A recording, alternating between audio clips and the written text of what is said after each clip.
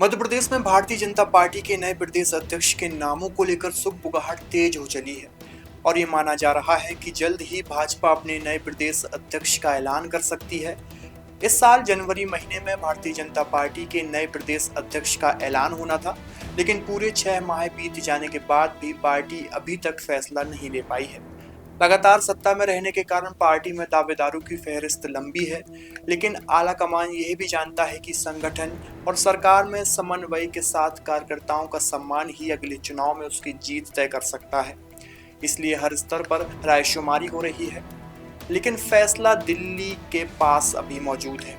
मध्य प्रदेश के बीजेपी चुनाव प्रभारी धर्मेंद्र प्रधान के आने से कयास लगाए जा रहे हैं कि 10 जुलाई से पहले मध्य प्रदेश के बीजेपी अध्यक्ष के नाम पर मुहर लग जाएगी। इनमें कुछ महिला नेत्री भी बीजेपी अध्यक्ष की दौड़ में शामिल हैं। नमस्कार, आप देख रहे हैं पैप्टिक टाइम मध्य प्रदेश समाचार और मैं हूं आपके साथ आयुष शुक्ला। आज की इस खबर में विस्तार से बात करेंगे भारतीय जनता पार्टी के प्रदेश अध्यक्ष के नामों पर।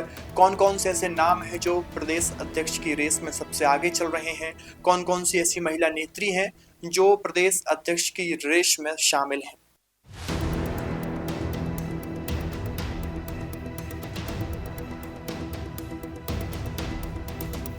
संघ की पृष्ठभूमि से आए वी डी शर्मा ने मध्य प्रदेश बीजेपी के प्रदेश अध्यक्ष का काम संभाला था।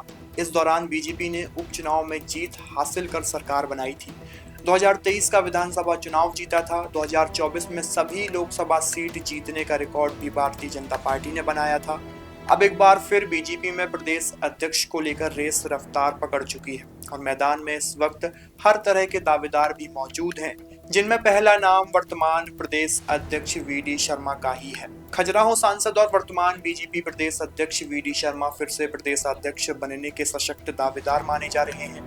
वी डी शर्मा शुभंकर अध्यक्ष माने जाते हैं और इसी वजह से इनके कार्यकाल में मध्य प्रदेश में भाजपा की अपार सफलता हुई है, जिसमें 2023 विधानसभा चुनावों में शानदार जीत के साथ ही 2024 लोकसभा चुनावों में पहली बार 29 में से 29 लोकसभा सीट भाजपा ने हासिल की थी। सदस्यता अभियान में भी मध्य प्रदेश पूरे देश में अग्रणी रहा है।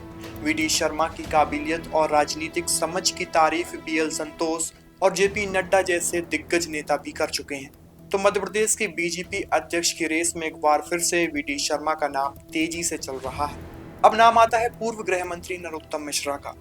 लंबे समय से मंत्री रहने से उनकी प्रदेश के सभी क्षेत्रों में अच्छी पकड़ मानी जाती है। ब्राह्मण चेहरे के तौर पर वो सबसे ताकतवर नाम मध्य प्रदेश में है। मंत्री रहने के दौरान वो लगातार ट्रैवल शूटर की भूमिका में भी रहे हैं। इसके साथ ही एक और नाम भाजपा के प्रदेश अध्यक्ष की लिस्ट में आता है, वो है अरविंद भदौरिया का, जो संघ बैकग्राउंड से आते हैं और कमलनाथ की सरकार गिराने में उनका अहम रोल माना जाता है। पार्टी यदि ब्राह्मण चेहरे पर दाव लगाना चाहेगी तो वी डी शर्मा को फिर से अध्यक्ष की जिम्मेदारी सौंप सकती है, क्योंकि उनके कार्यकाल में पार्टी ने बूथ स्तर तक कई बड़े कामों को अंजाम दिया है। अगर जाति समीकरण देखा जाए तो SC/ST में सबसे पहले लाल सिंह आर, सुमेर सिंह सोलंकी, दिलीप शेखावत, जिसमें दिलीप शेखावत बाजी मार सकते हैं। रेस में बैतूल से विधायक हेमंत खंडेलवाल का नाम भी शामिल है।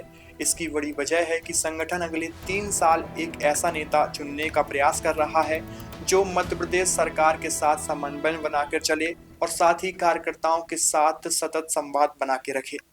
अब बात करते हैं कुछ महिला नेत्रियों की, जिनका नाम भारतीय जनता पार्टी के प्रदेश अध्यक्ष की सूची में चल रहा है। महिला नेत्रियों में कविता पाटीदार, संपतिया उइके, लता वानखेड़े और अर्चना चिटनिस जैसे नाम अध्यक्ष की रेस में दौड़ रहे हैं।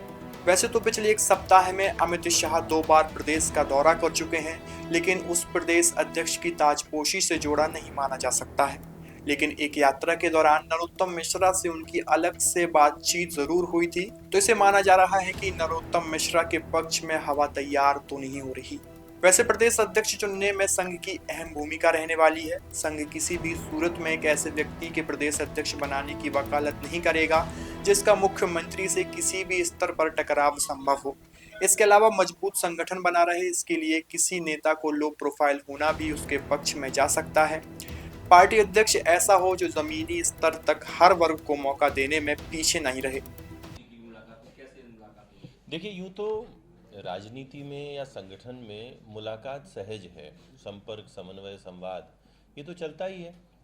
पर दोनों दलों के चरित्र के अनुसार इन मुलाकातों के आशय भी निकालने चाहिए। भारतीय जनता पार्टी में संपर्क संवाद एक निरंतर चलने वाली प्रक्रिया है। नेता मिलते हैं, संगठन को गढ़ने की, सरकार की योजनाओं को और अच्छे से ले जाने की चर्चा करते हैं। और वही कांग्रेस में जब चर्चाएं होती हैं तो कैसे किसी तीसरे गुट को निशाना बनाया जाए, कैसे नीचा दिखाया जाए, संभवतः इस पर ही चर्चा रही होगी। तो कांग्रेस की मुलाकात तो ऐसा लगता है सिर्फ बहाना है। असल मकसद जीतू पटवारी को संभवतः निशाना बनाना है। और जिस तरह से जीतू पटवारी के नेतृत्व में कांग्रेस में गुटबाजी बढ़ी है, इन कांग्रेस की मुलाकातों से और बढ़ने की संभावना अधिक है। आने वाले दिनों में प्रदेश अध्यक्ष के लिए कुछ चर्चा है। भाजपा में संगठन पर्व पूरी उत्साह से अपनी पद्धति के अनुसार चल रहा है। जल्द ही जैसे ही हमारे चुनाव अधिकारी का कार्यक्रम घोषित होगा, उसके बाद यह प्रक्रिया भी पूरी पारदर्शिता से पूर्ण होगी और हमारे यहाँ जो चुनाव की प्रक्रिया है वो संपन्न होगी। भाई साहब, एक बड़ी चूक सीएम के काफिले को सामने आई है।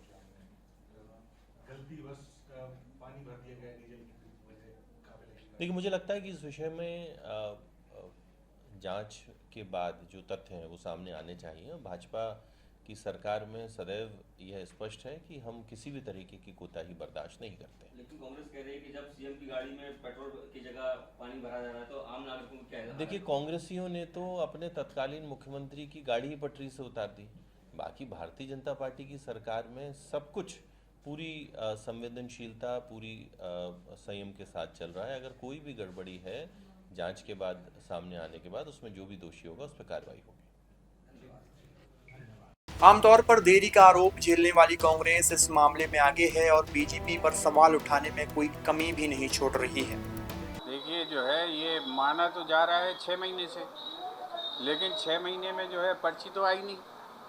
पर्ची से जब मुख्यमंत्री बन सकता था तो पर्ची से जो है अध्यक्ष बनाने में कौन सी दिक्कत थी। लेकिन पर्ची का इंतजार 6 महीने से हो रहा है। अच्छी बात है, कांग्रेस स्वागत करेगी अगर ये पर्ची जल्दी आ जाए हफ्ते भर के अंदर और उसकी जो है विधिवत घोषणा हो जाए। लोकतांत्रिक पार्टी होने का दावा जरूर करती है भारतीय जनता पार्टी, लेकिन यहाँ का लोकतंत्र पर्चियों से चलता है, ये चुनाव से नहीं चलता है।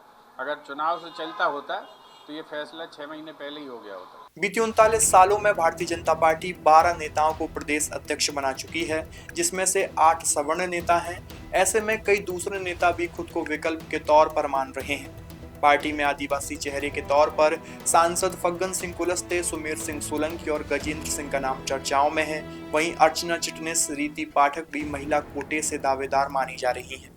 वैसे लगातार सत्ता में रहने के कारण भारतीय जनता पार्टी के सामने चुनौती अपने इस गढ़ को मजबूत बनाए रखने की है और इसलिए ही पार्टी बेहद सोच समझकर फैसला लेना चाहेगी।